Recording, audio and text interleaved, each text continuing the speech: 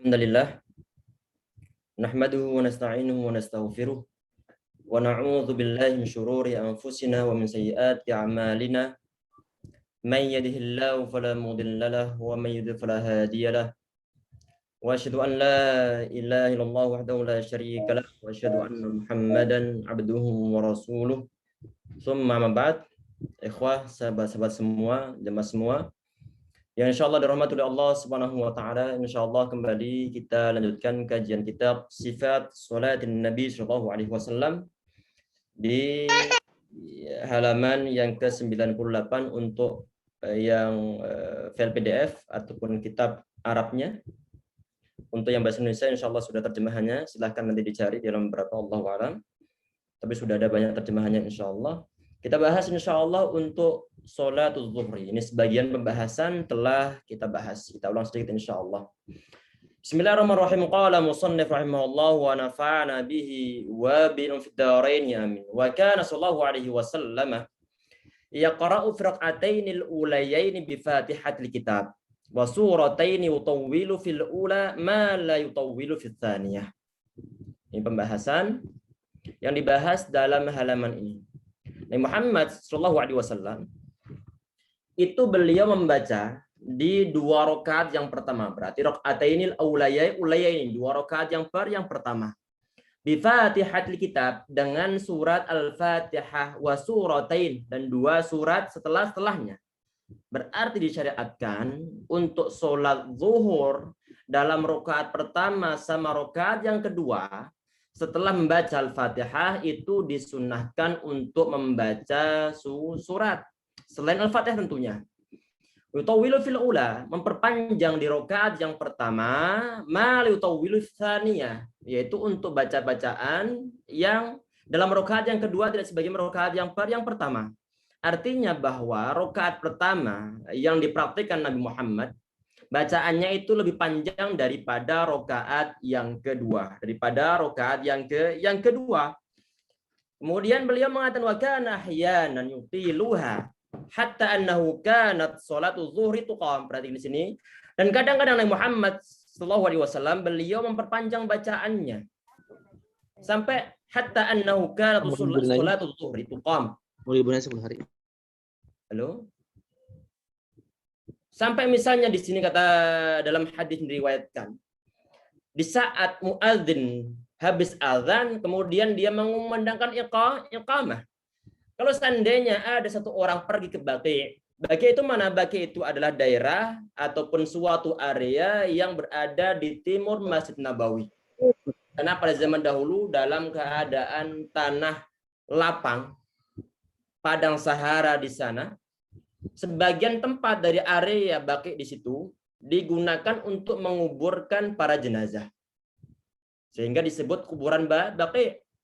Sebagian area yang lainnya digunakan untuk membuang hajat. Tentunya terpisah di area yang lainnya. Fayaqdi hajatahu. Di sini tadi orang yang pergi di saat qomat telah dikumandangkan.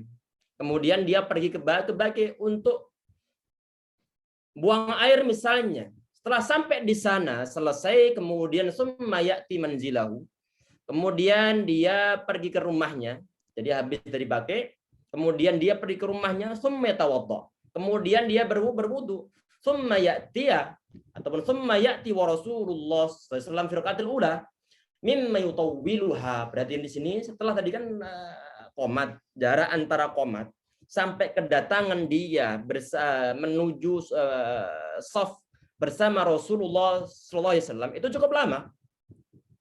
Buang hajat, kemudian pulang ke rumah, kemudian wudu, kemudian baru bergabung berjamaah dengan Nabi Muhammad sallallahu alaihi wasallam.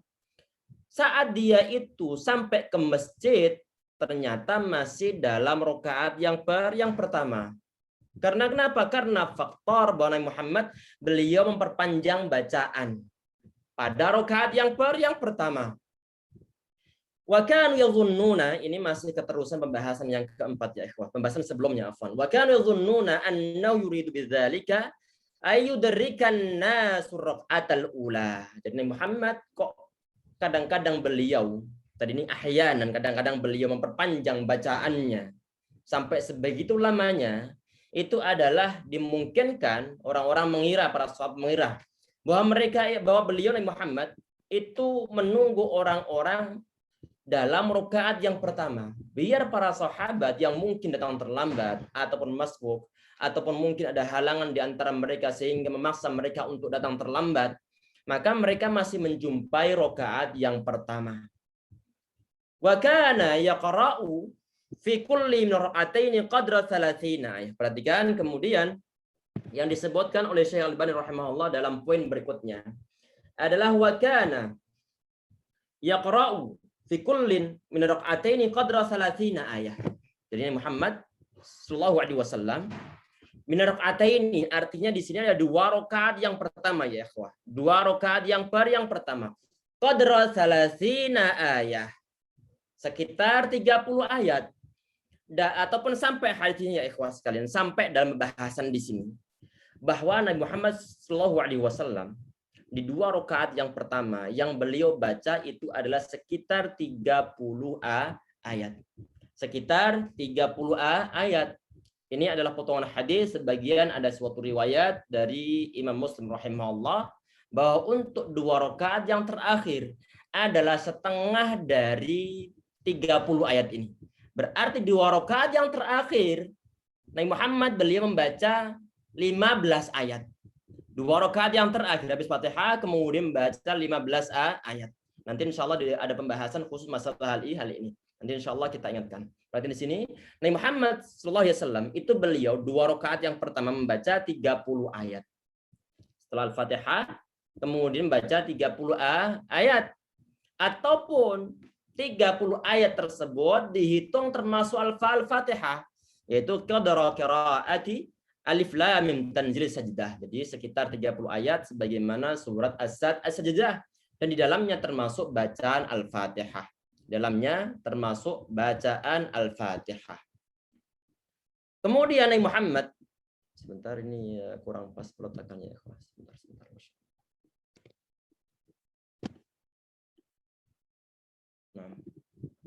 Wahyanan dan kadang-kadang Muhammad sallallahu alaihi wasallam beliau membaca kana yaqra'u bi was-sama'i wat-tariq. Kadang-kadang Muhammad di 2 rakaat yang pertama untuk sholat zuhur itu beliau membaca was-sama'i wat-tariq. Berarti ada sekitar 17 ayat. Was-sama'i dzatil buruj, dan juga kadang-kadang beliau membaca as-sama'u dzatul buruj, as-sama'i dzatil buruj. Ada 22 ayat. Wal-laili idza yaghsha, dan kadang-kadang juga beliau membaca wal-laili idza yaghsha. Berarti surat Al-Lail ada 21 ayat. Wa nahwiyya naswar, ataupun surat-surat semisalnya dari segi apa? Dari segi mungkin maknanya ataupun mungkin dari segi jumlah bilangannya. Karena semua tadi yang kita sebutkan dalam poin ini itu semua masuk dalam bahasan as-suwar mufassalah, yaitu surat-surat yang pendek-pendek yang dipisah dengan adanya bismillah. Kemudian beliau membahas setelahnya ya ikhwah. Wa rubbama qara'a idza as-samaa'u syaqqat, dan juga kadang-kadang Nabi Muhammad itu beliau membaca idza as-samaa'u syaqqat. Ada 25 ayat. Itu yang dibaca Nabi Muhammad sallallahu alaihi wasallam. Kemudian yang halaman berikutnya ya ikhwah. Ini sebagian kemarin sudah kita bahas di halaman 98, sekarang halaman 99. Wa kanu ya'rifuna qira'atahu fi adh-dhuhri wal 'ashri bitrabil lihyatihi. Para sahabat itu mereka mengetahui bacaan Nabi Muhammad di dalam salat zuhur ataupun salat asar itu adalah dengan bergeraknya jenggot Rasulullah sallallahu alaihi wasallam. Ini adalah didasarkan pada suatu hadis yang diriwayatkan oleh sahabat Khabbab ibn Ard radhiyallahu anhu. Beliau ditanya oleh para tabi'in, akan Nabi SAW yaqra'u fi dhuhri wal asri? Beliau ditanya ini sahabat Khabbab bin Ard radhiyallahu anhu, apakah Nabi Muhammad, kata para tabi'in, apakah Nabi Muhammad itu beliau membaca suatu surat di dalam salat zuhur ataupun salat asar? Kemudian beliau sahabat Khabbab beliau mengatakan, qala na'am, iya. Qala qulna bi ayyi syai'in kuntum ta'lamuna qira'atahu. Dengan cara apa antum mengetahui tentang bacaan Nabi Muhammad SAW? Dengan cara apa? Kemudian beliau mengatakan, qala bittirabi lihyatihi, yaitu dengan bergeraknya jenggot Nabi Muhammad SAW. Dari sini ya ikhwah, sebelum bahas masalah sholat, berarti stylenya Nabi Muhammad itu beliau berjenggot. Stylenya Nabi Muhammad itu beliau berjenggot. Kita ikutin sunnah saja, insya Allah lebih aman ya ikhwah sekalian. Kita perhatiin di sini nih. Tadi itu seorang tabi'in, beliau bertanya kepada sahabat Khabbab tentang baca apakah Nabi Muhammad itu beliau membaca di saat sholat zuhur dan juga sholat asar. Ternyata dijawab iya. Kemudian para tabi'in tadi mengatakan, dengan cara apa kalian mengetahui tentang bacaan Nabi Muhammad SAW? Berarti di sini saat mereka bertanya dengan cara apa? Berarti pada umumnya Nabi Muhammad beliau itu untuk sholat zuhur sama sholat asar itu beliau mensirkan bacaannya. Kalau seandainya menjaharkan bacaannya, niscaya tidak akan ada pertanyaan yang semacam ini. Berhubung Nabi Muhammad biasanya itu beliau mensirkan bacaannya, sehingga nggak diketahui suara beliau. Kemudian muncullah suatu pertanyaan dari kalangan para tabi'in terhadap sahabat Khabbab tadi ini. Kemudian beliau menjawab, kami mengetahui bacaan Nabi Muhammad SAW ataupun beliau membaca suatu bacaan dalam sholatnya itu adalah bihtirabi lihyatihi, dengan gerak-geraknya jenggot Nabi Muhammad SAW. Berarti beliau membaca suatu bacaan di saat sholat zuhur ataupun sholat asar, yaitu dengan adanya pergerakan jenggot beliau di saat beliau mengkomat-kamitkan bacaan beliau atau beliau membaca suatu ayat ataupun surat di dalam sholat zuhur ataupun sholat asar. Dalam hadis ini ya ikhwah sekalian juga bisa disimpulkan bahwa diperbolehkan bagi seorang makmum untuk melihat pergerakan imamnya. Kalau seandainya makmum ini tidak melihat pergerakan imamnya ataupun hal ini tidak disyariatkan, niscaya para sahabat tidak akan melihat pergerakan jenggot Nabi Muhammad SAW. Sehingga oleh para ulama disimpulkan dari hadis ini bahwa termasuk hal yang disyariatkan dan juga yang diperbolehkan di saat sholat itu adalah melihat pergerakan imamnya. Termasuk yang diketahui misalnya Nabi Muhammad beliau tahu-tahu sujud lama banget. Sehingga para sahabat khawatir. Jangan-jangan terjadi sesuatu pada Rasulullah. Sehingga di antara mereka saat sujud kemudian melihat ke atas. Melihat, bangkit, kemudian melihat Nabi Muhammad. Ternyata di atas beliau lagi ditangkringin ataupun dinaiki oleh cucu-cucu beliau. Artinya diperbolehkan karena suatu hal tetap keperluan yang berkaitan masalah sholat. Untuk melihat pergerakan imamnya. Di dalam hadis ini juga ya ikhwah disimpulkan bahwa kebiasaan Nabi Muhammad itu beliau sholat untuk zuhur sama asar mensirkan bacaannya ataupun melankan bacaannya tidak sebagaimana sholat maghrib, isya sama sholat subuh. Kemudian bab yang beliau bahas berikutnya ya ikhwah, qiraatuhu sallallahu alaihi wasallam ayatin ba'dal Fatihah. Perhatikan di sini bacaan Nabi Muhammad SAW ayat-ayat setelah Al-Fatihah fil akhirataini dalam 2 rakaat yang pertama. Tadi dalam pembahasan sebelumnya ya ikhwah, sebelum bab ini, tadi kan yang dibahas itu adalah 2 rakaat yang pertama untuk sholat zuhur. 2 rakaat pertama sudah jelas beliau membaca sekitar 30 ayat. Untuk 2 rakaat yang terakhir, berarti ini adalah rakaat yang kedua, rakaat yang ketiga, sama rakaat yang keempat. Apakah juga perlu untuk membaca suatu ayat ataukah tidak?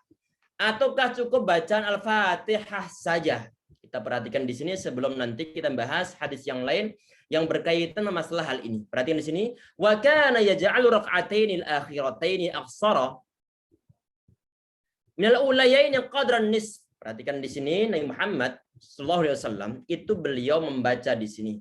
Membaca untuk 2 rakaat yang terakhir. Membaca suatu surat aqsara min al-ulayaini qadran nisf. Yang lebih pendek dari 2 rakaat yang pertama. Kalau tadi disampaikan dalam pembahasan sebelumnya bahwa Nabi Muhammad itu beliau membaca untuk ataupun dalam sholat zuhur sama asar, dalam sholat zuhur untuk rakaat pertama, berarti rakaat pertama sama rakaat yang kedua. itu beliau membaca 30 ayat. 30 ayat termasuk dalamnya adalah bacaan Al-Fatihah. Kemudian diterangkan dalam poin ini bahwa untuk 2 rakaat yang terakhir itu beliau membaca setengah ataupun perkiraan setengah dari rakaat yang pertama. Kalau rakaat pertama itu adalah 30 ayat, maka rakaat yang kedua, rakaat ketiga sama rakaat yang keempat itu beliau membaca sekitar 15 ayat. Di sini qadra 15 ayat. Sekitar 15 ayat. Wa rubbama ikhtasara fihi ma'al Fatihah. Dan kadang-kadang itu beliau hanya sekedar membaca Al-Fatihah. Di mana nih? Di 2 rakaat yang terakhir. Rakaat 3 sama rakaat yang keempat.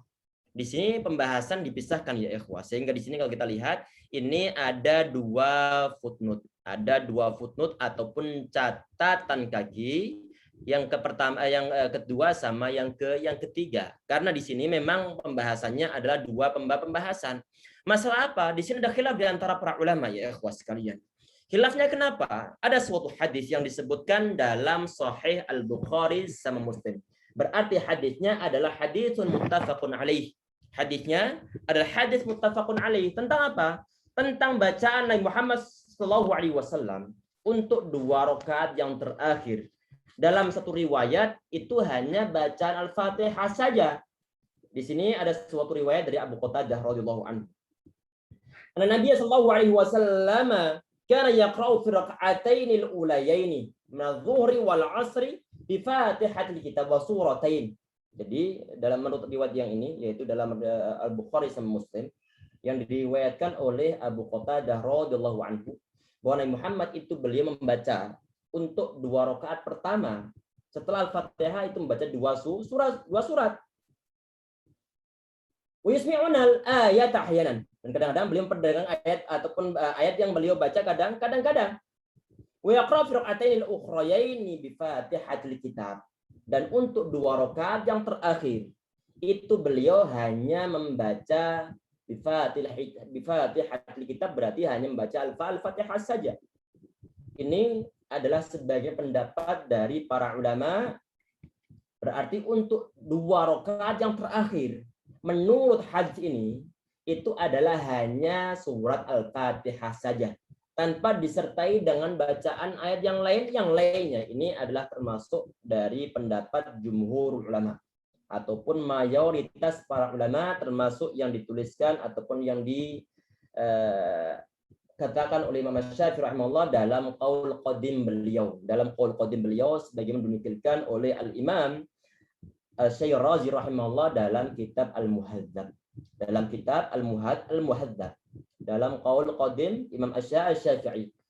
Kemudian tadi itu riwayat yang pertama ya ikhwas sekalian, yaitu bacaannya hanya Al-Fatihah. Untuk rakaat berapa? Rakaat ketiga sama rakaat yang keempat. Sedangkan riwayat yang kedua, perhatikan di sini, tadi ini kita sampaikan dalam pembahasan dituliskan oleh Syekh Al-Albani rahimahullah. Tadi ini mulai dari sini qadra 15 ayat.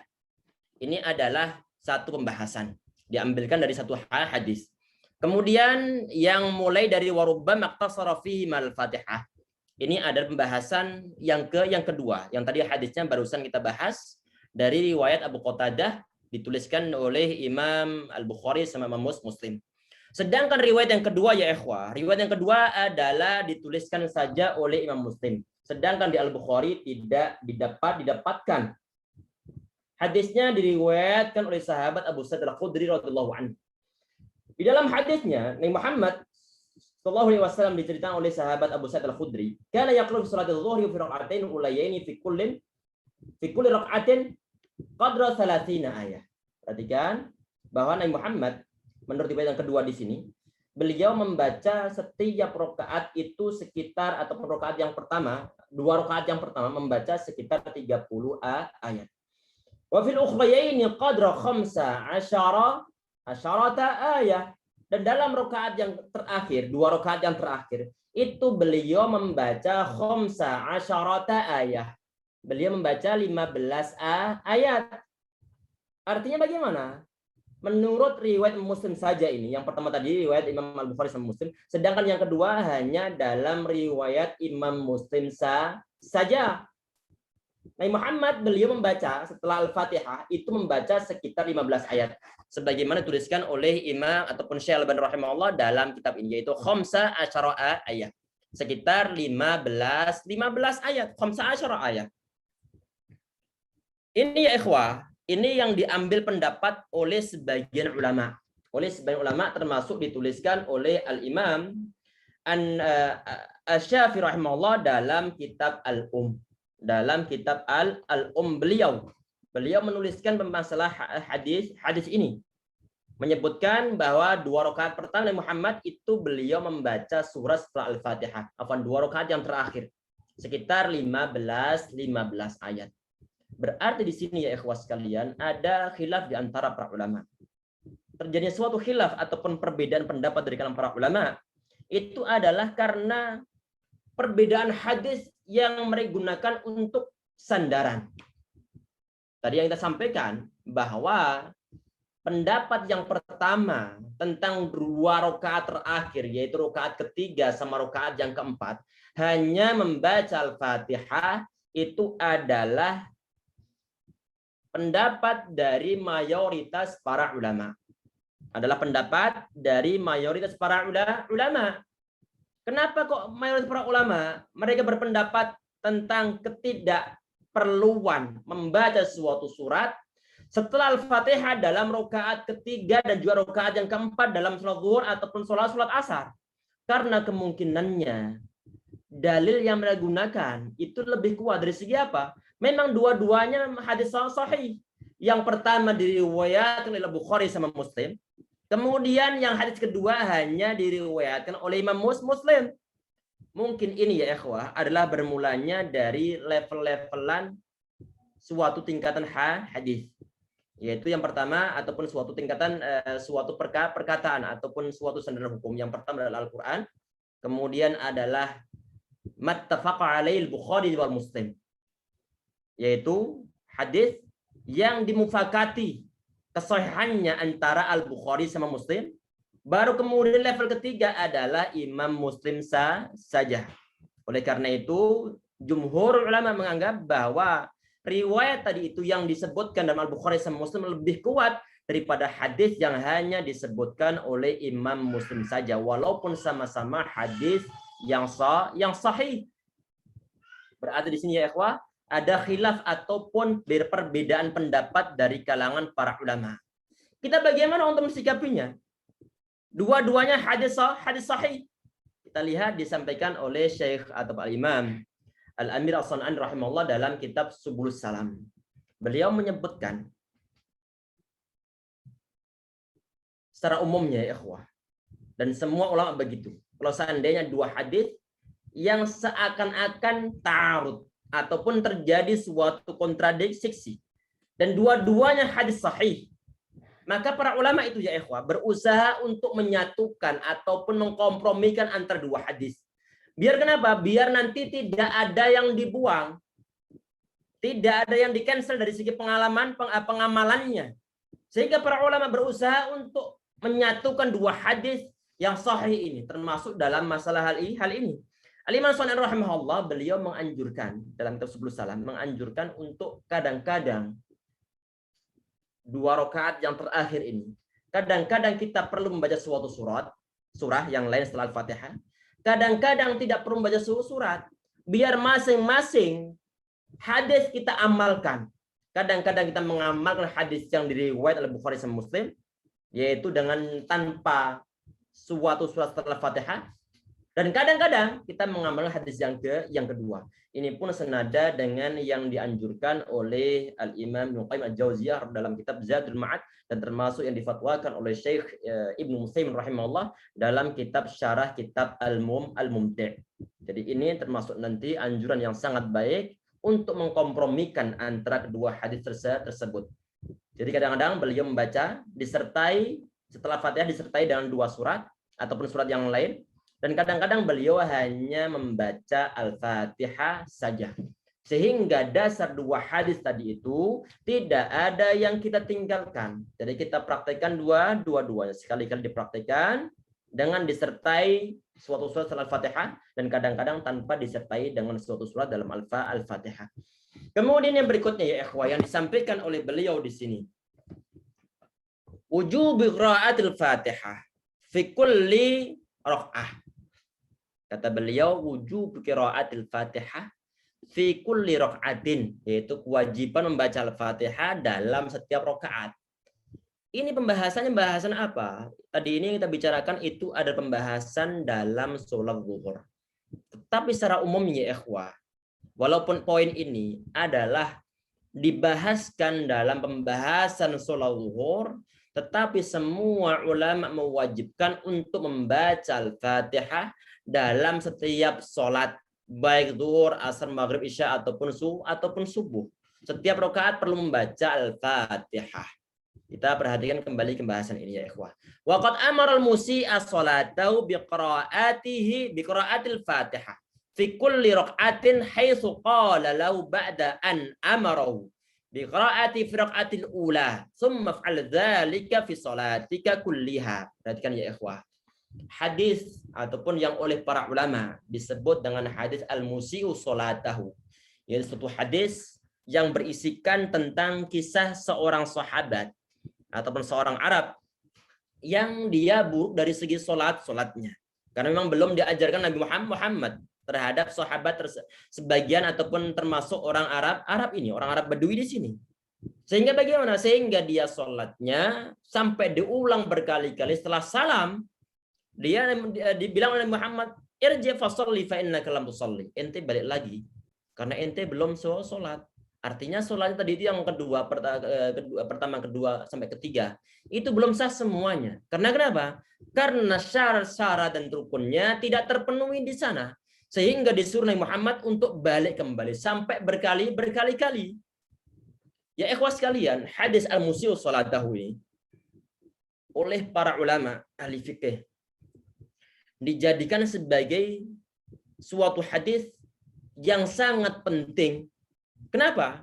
Pokoknya ulama-ulama fikih bisa membahas suatu hadis, membahas suatu sholat, tidak pernah meninggalkan tentang pembahasan hadis al-musii'u sholatahu.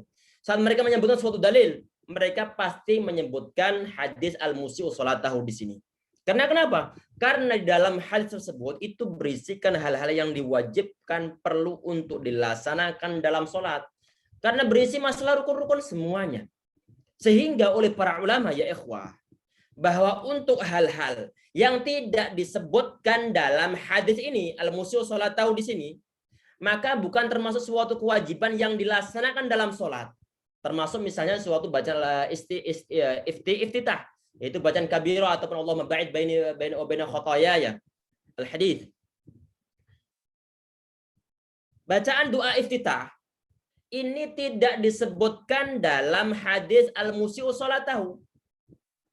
Sehingga oleh para ulama, bacaan doa iftitah itu bukan suatu hal yang diwajibkan dan tidak termasuk rukun dalam sholat. Sehingga mereka mengatakan bahwa membaca doa iftitah itu hukumnya sunnah. Karena kenapa? Karena tidak disebutkan dalam hadis al-musii'u sholatahu di sini. Yang disebutkan, maka semuanya wajib. Maka semua wajib untuk dilaksanakan. Di antaranya ya ikhwah, dalam hadis tersebut Nabi Muhammad itu beliau mengatakan di sini summa fa'al dzalika fi sholatika kulliha. Perhatikan di antara hadisnya, di antara perkataan Nabi Muhammad saat mengajari laki-laki ini yang sholatnya buruk ataupun tidak bisa sholat ataupun belum bisa sholat, Nabi Muhammad beliau mengatakan summa fa'al dzalika fi sholatika kulliha. Kemudian ente lakukan hal tersebut fi sholatika kulliha, dalam semua sholatmu. Dalam semua sholatmu. Berarti di saat sebelumnya, sebelum perkataan Nabi Muhammad, beliau mengatakan kabir summa qra. Saat awal hadisnya beliau mengatakan ente takbir, kemudian ente bacalah suatu ayat yang termudah bagi ente, yaitu surah Al-Fatihah di sini. Berarti di saat akhir perkataannya beliau mengatakan summa fa'al dzalika fi sholati kulliha. Kemudian ente laksanakan semua tadi itu di dalam sholatmu semuanya. Artinya Al-Fatihah juga perlu untuk diulang di setiap rakaatnya. Karena Muhammad beliau menyebutkan di awalnya kabir ataupun fakabbir atau kama qala alaihi wasallam fakabbir wa qra. ente takbir, Allahu Akbar, kemudian bacalah ma tayassara minal Qur'an, yaitu suatu surat yang termudah dalam Al-Qur'an.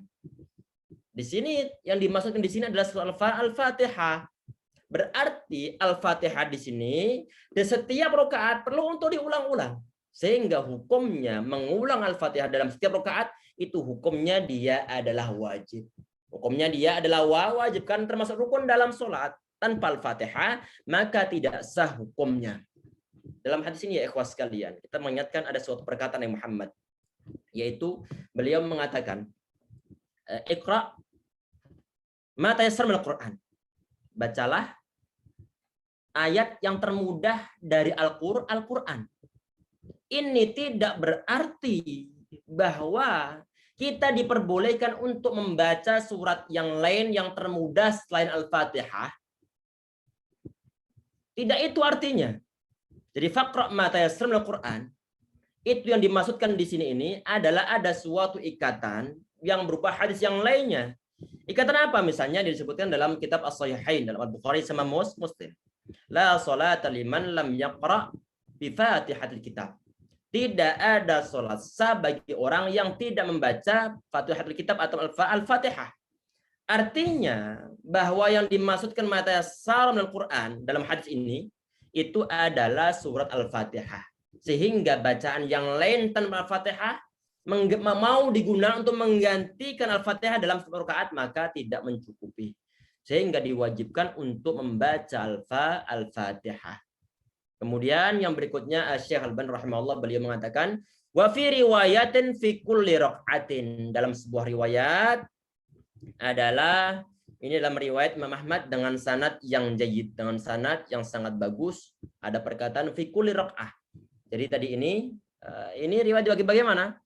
Summa fa'ala dzalika fi kulli raq'ah. Begitu artinya. Jadi ente laksanakan lagi hal-hal yang disebutkan sebelumnya, termasuk Al-Fatihah, termasuk ruku', termasuk i'tidal, termasuk sujud. Ente laksanakan lagi di rakaat yang berikutnya ataupun di setiap rakaat. Ini yang dimaksudkan dalam perkataan ini. Kemudian wa kana yusmi'uhumul ayata ahyanan. Dan kadang-kadang Nabi Muhammad itu beliau memperdengarkan ayat yang beliau baca. Kadang-kadang. Di dalam apa?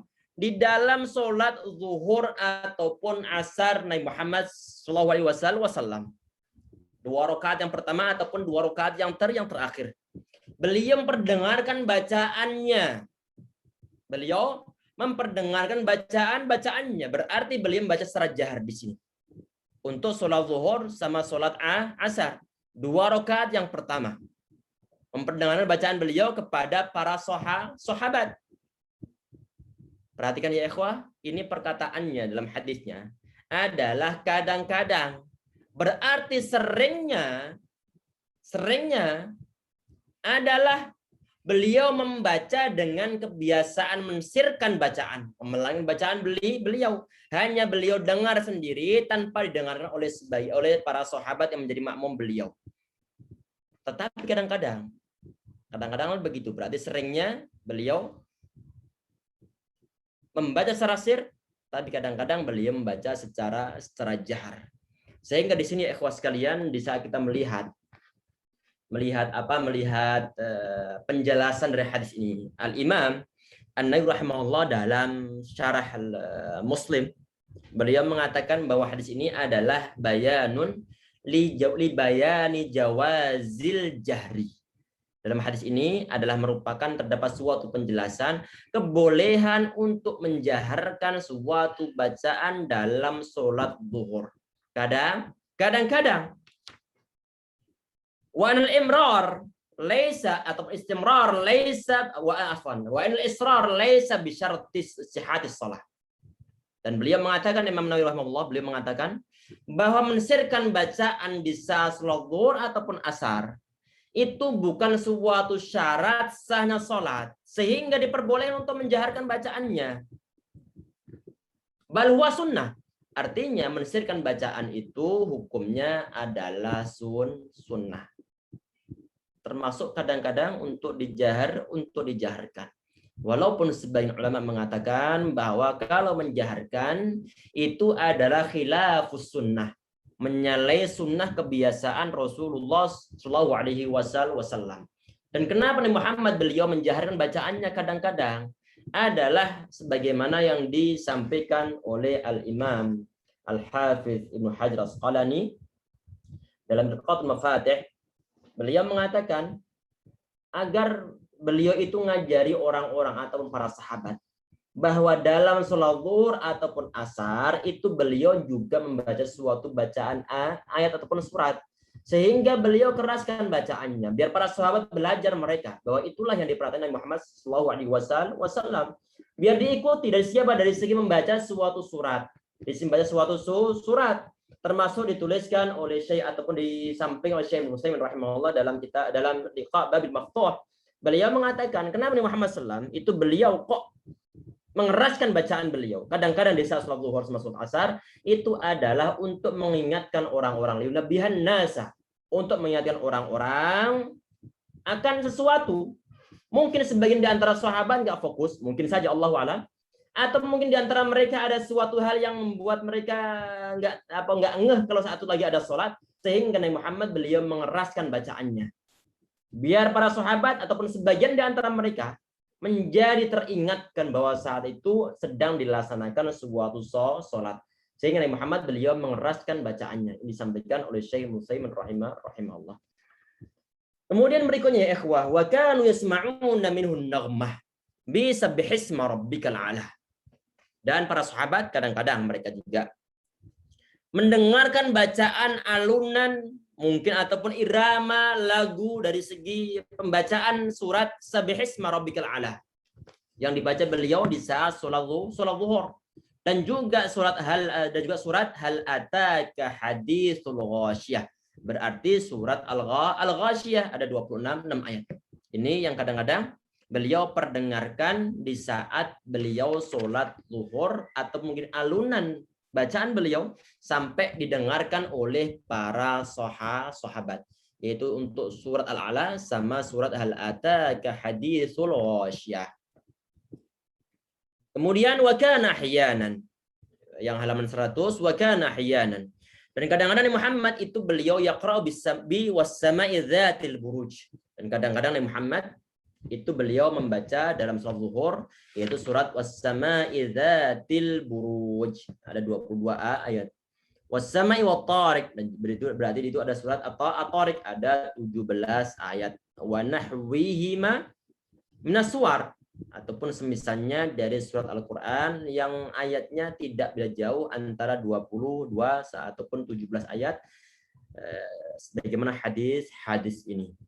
Wahyanan, dan kadang-kadang beliau yaqra'u bi wal-laili idza yaghsha, dan kadang-kadang beliau membaca surat Al-Lail, yaitu Al-Laili idza yaghsha, ada 21 ayat, wa nahwiya ataupun semisalnya. Kemudian alhamdulillah selesai untuk pembahasan sholat zuhur ya ikhwah. Sekarang kita bahas untuk sholat asar. Yang beliau baca itu apa? Perhatikan secara umum dari ikhwah sekalian. Dalil yang digunakan oleh para ulama untuk membahas masalah bacaan Rasulullah dalam sholat zuhur itu juga yang dibahaskan dalam sholat asar. Karena mereka itu satu paket. Karena dipraktekkan ataupun sholatnya dilaksanakan di saat hari masih terang. Sehingga dari segi hukumnya tidak berbeda jauh, hanya mungkin nanti untuk sholat asar itu lebih pendek daripada sholat zuhur. Kita perhatikan yang disampaikan, dituliskan oleh Syekh Albani rahimahullah dalam kitab ini. Wa kana Rasulullah sallallahu alaihi wasallam yaqra'u fil ulayaini bi Fatihatil Kitab wa surataini. Perhatikan perkataan ini. Tadi yang dituliskan oleh Syekh Al-Albani rahimahullah di awal paragraf untuk sholat zuhurnya. Kenapa kok disamakan? Memang hadis yang digunakan pembahasan itu sama.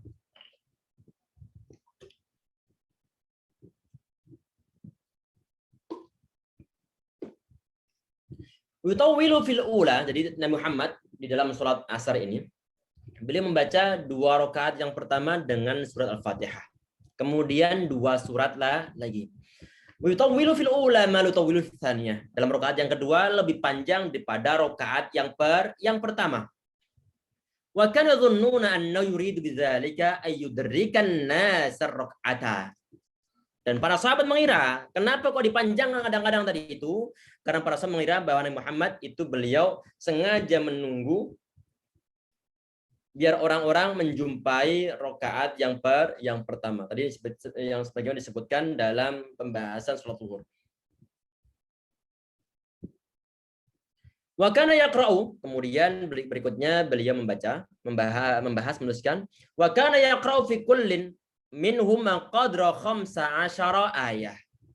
Dan Nabi Muhammad itu dalam masing-masing rakaat tadi itu, rakaat pertama sama yang kedua, itu beliau membaca 15 ayat. Beliau membaca 15 ayat. Berarti ini adalah setengahnya dari bacaan yang beliau baca dalam 2 rakaat sholat zuhur. Untuk 2 rakaat sholat zuhur tadi itu adalah 30 ayat. Yang di sini adalah 15 ayat. Berarti artinya dalam sholat zuhur bacaannya Nabi Muhammad itu lebih panjang daripada sholat asar. Qadran nisfi ma yaqra'u fi kullin min rak'atainil ulayaini fi zuhri. Jadi tadi setengahnya dari ayat yang beliau baca di saat sholat zuhur. Kemudian beliau menyampaikan, ini juga tadi yang dibahas dalam pembahasan sholat zuhur. Wa kana yaj'alu rak'atainil akhirataini aqsara min ulayaini. Perhatikan, Nabi Muhammad itu beliau membaca dalam 2 rakaat yang terakhir lebih pendek daripada 2 rakaat yang pertama. 2 rakaat pertama beliau membaca untuk sholat asar itu 15 ayat. Berarti untuk sholat zuhur, untuk setengahnya lagi, untuk sholat asar 2 rakaat yang terakhir itu adalah setengah dari 15. Mungkin sekitar 7 ataupun mungkin 8 ayat. Itu yang beliau baca di 2 rakaat yang terakhir. Khilaf ataupun perbedaan pendapat dari kalangan para ulama yang terjadi ataupun yang kita bahas tadi itu dalam sholat zuhur itu juga dibahas dalam sholat asar di sini. Dalam sholat asar di sini. Kalau ada pertanyaan, kira-kira dalam sholat asar untuk 2 rakaat terakhir, yaitu rakaat ketiga sama yang keempat, apakah kita perlu membaca surat ataukah tanpa perlu membaca surat? Dalam sholat zuhur tadi kita sampaikan bahwa kadang-kadang kita perlu membaca, kadang-kadang tidak perlu membaca. Tadi untuk mengumpulkan atau mengkombinasikan di antara 2 hadis yang tadi ada suatu khilaf di antara para ulama. Di sini ini pun sama. Kadang-kadang kita perlu membaca suatu surat setelah Al-Fatihah, kadang-kadang tidak perlu membaca suatu surat setelah Al-Fatihah. Berapa kadarnya? Kadarnya adalah setengah dari 15 ayat. Berarti adalah sekitar 7 ataupun 8 ayat itu yang perlu untuk kita baca. Kemudian wa kana yaqra'u fihi ma bi Fatihatil kitab. Di dalam 2 rakaat yang terakhir tadi ini Muhammad beliau membaca Al-Fatihah atau Fatihatil kitab. Wa kana yusmihul ayata ahyanan. Berikutnya disampaikan oleh beliau dan kadang-kadang Nabi Muhammad itu beliau memperdengarkan bacaan beliau. Di mana? Di dalam sholat asar. Tadi pembahasnya sama persis dengan sholat zuhur. Tidak perlu kita ulang setelah nanti untuk mendengar rekamannya kembali. Wa yaqra'u bisuwaril lati zakarna fi sholat zuhri. Dan beliau membaca dengan surat-surat yang telah kami sebutkan dalam sholat zuhur. Berarti pembahasan hukum, pembacaan suatu surat ataupun ayat dalam sholat zuhur sama sholat asar itu tidak berbeda jauh. Kemudian pembahasan yang keempat ya ikhwah, sholatul maghrib. Selesai membahas asar, sekarang membahas sholat maghrib. Sholatul maghribi wa kana sallallahu alaihi wasallam yaqra, untuk teman-teman ya ikhwah, anak ingatkan kalau seandainya sebagian di antara antum mungkin belum ada pengetahuan untuk membaca Arabnya, nanti silahkan untuk dipersiapkan membeli kitab ataupun terjemahannya dari kitab ini. Karena lihat beberapa teman termasuk yang teman-teman di Cangkrukan atau Al-Khonsa memiliki kitab ini terjemahannya, nanti bisa untuk dibaca terlebih dahulu sebelum kita bahaskan tulisan Arabnya ataupun kitab aslinya. sebagaimana di scan PDF yang telah Anda tampilkan ataupun yang sedang Anda tampilkan di layar monitor. Biar nanti sebelum dibahas, antum ataupun anti telah mengetahui alur ataupun pembahasan apa yang kira-kira akan dibahas dalam kajiannya. Sehingga nanti di saat Anda menerangkan sudah mengetahui dari segi pembahasan secara umumnya. Tinggal nanti menambahkan catatan mungkin yang Anda sampaikan, antum tuliskan dalam buku-buku antum. Sehingga bukan blank datang ke kajian, tetapi afdalnya adalah persiapkan terlebih dahulu pembahasan yang ada dalam buku yang akan antum baca, akan antum beli nanti insya Allah. Saat kajian tinggal nanti mengikuti, lebih mudah untuk difaham. Insya Allah dengan lebih serius, insya Allah hasil yang didapatkan juga lebih bagus lagi, insya Allah lebih maksimal lagi. Semoga kita semua diberikan manfaat ilmu oleh Allah Subhanahu wa taala.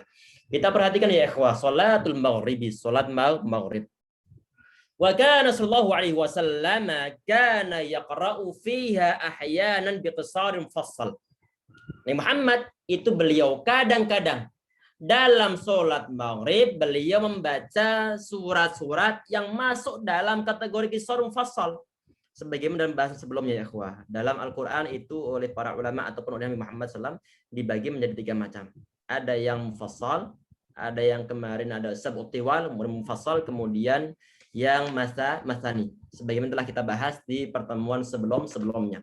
Untuk yang al-mufassal itu para ulama ada khilaf dari segi apa? Dari segi surat-surat yang termasuk dalam al-mufassal itu surat apa? Di sini ada yang mengatakan dimulai dari surat Qaf sampai An-Nas. Ada yang mengatakan dimulai dari Al-Hujurat sampai An-Nas. Saat di sini disampaikan di qisar mufassal, Nabi Muhammad beliau membaca dalam surat Maghrib itu adalah surat-surat qisar mufassal, surat-surat yang pendek dalam kategori surat al-mufassal. Untuk qisar ini yang bagaimana? Perhatikan di sini ya ikhwah. Ini untuk qisar mufassal itu dibagi menjadi untuk mufassal itu dibagi menjadi 3 kategori. Ada yang disebut tiwal mufassal, yaitu surat-surat yang lumayan panjang yang masuk dalam kategori surat al-mufassal, berada dari al-Qaf sampai An-Nas, yang panjang-panjang masuk dalam tiwalul mufassal. Ada yang pertengahan, ada yang pertengahan. Pertengahan antara yang paling pendek sama yang panjang. Tadi yang untuk tiwal mufassal itu dimulai dari Al-Hujurat sampai Al-Buruj. Itu yang panjang. Kemudian pertengahan itu adalah dari surat At-Tariq sampai surat Al-Bayyinah. Sedangkan yang qisar mufassal, dan ini yang dibahas dalam pembahasan ini, Muhammad belum membaca dalam surat Maghrib kadang-kadang dengan surat-surat pendek dalam kategori qisarul mufassal. Yaitu kata para ulama disebutkan dimulai dari surat Al-Zalzalah sampai surat An-Nas. Az-Zalzalah sampai surat An-Nas. Tadi ini yang saya sampaikan, perincian yang saya sampaikan itu disebutkan oleh Al-Imam Az-Zarkashi rahimahullah dalam kitab Al-Burhan fi Ulumil Quran. Termasuk juga dalam kitab Manahil Irfan yang dituliskan oleh Imam Az-Zarqani rahimahullah tentang pembagian tiga kategori yang berupa kategori surat yang al-mufassal, dibagi ada yang panjang, ada yang pertengahan, dan ada yang pendek. Dan yang pendek itu yang dibaca Nabi Muhammad kadang-kadang di dalam sholat maghrib beliau. Hatta innahum kanu idza sallau ma'ahu. Kemudian beliau membahas di sini disampaikan oleh Syekh Al-Albani rahimahullah, hatta innahum kanu idza sallau ma'ahu. Ini kita selesaikan sampai di sini ya, sampai akhir ini. Dan kadang-kadang para sahabat saat sholat bersama Muhammad sallam, sholat maghrib, berarti wasallama bihi. Kemudian Nabi Muhammad beliau mengucapkan salam. Beliau membaca dari surat pendek dari Al-Zalzalah sampai An-Nas. Setelah sholat, para sahabat itu insarafa ahaduhum wa innahu la yubsiru mawaqi'an nablihi. Para sahabat itu di saat mereka selesai sholat maghrib bersama Muhammad, yang mana dalamnya beliau membaca surat yang pendek-pendek tadi itu. Setelah sholat, sebagian sahabat dari kalangan sahabat Ansar, sebagaimana dituliskan oleh diriwayatkan oleh Al-Imam Ahmad rahimahullah, dalam kitab Musnad beliau bahwa saat para sahabat pulang ke rumah, sebagian di antara mereka itu main panah-panahan, ya tarama. Bukan saling panah, tapi memanah ke tempat yang kosong. Saking masih terangnya kondisi cakrawala, masih terangnya kondisi cuaca, sehingga di saat mereka itu menembakkan anak panahnya, mereka melihat anak panah tersebut itu jatuh di area mana. Berarti Nabi Muhammad itu beliau sholat maghribnya di awal waktu. Beliau sholat maghrib di awal waktu. Sehingga sampai anak panah yang walaupun cuma nyelirit kecil. Tahu nyelirit, nyelirit kecil kelihatannya. Masih kelihatan. Masih dilihat oleh para sahabat. Sehingga di sini para ulama mengatakan bahwa sholat di awal waktu termasuk sholat maghrib di sini itu adalah yang dipraktikkan Nabi Muhammad SAW. Berarti untuk awal waktu sholat maghrib itu adalah setelah matahari lingkarannya terbenam, itu adalah awal waktu sholat maghrib sampai nanti maghrib syafaqil akhmar, sampai sampai rona merah di langit sudah hilang. Itu akhir waktu sholat maghrib. Sehingga di saat beliau memulai sholatnya setelah matahari terbenam untuk sholat maghribnya, sehingga di saat beliau selesai sholat masih terang, masih bisa melihat di mana jatuh anak panah yang ditembakkan oleh para sahabat Ansar radhiyallahu anhum ajma'in. Mungkin sampai di situ ya ikhwah yang bisa kita bahas. Pekan depan insyaallah untuk sholat maghrib akan kita ulang pembahasannya dalam pembahasan pekan depan. Semoga kita bahas ya ikhwah diberikan keberkahan, diberikan manfaat oleh Allah Subhanahu wa taala. Ini sepertinya tadi ini qadarullah ana pengen untuk mengarsipkan kajian di private, tapi qadarullah ana lupa untuk ngeklik go live. Tapi semoga aja teman-teman yang di panitia ataupun di penyelenggara atau mungkin Al-Khansa membuka atau meng-live-kan yang di YouTube insyaallah. Mungkin cukup sekian ya ikhwah sekalian untuk pertemuan kita kali ini. Kita tutup mungkin dengan doa kafaratul majlis. Subhanakallah bihamdika asyhadu an la ilaha illa anta astaghfiruka wa atubu ilaik. Assalamualaikum warahmatullahi wabarakatuh.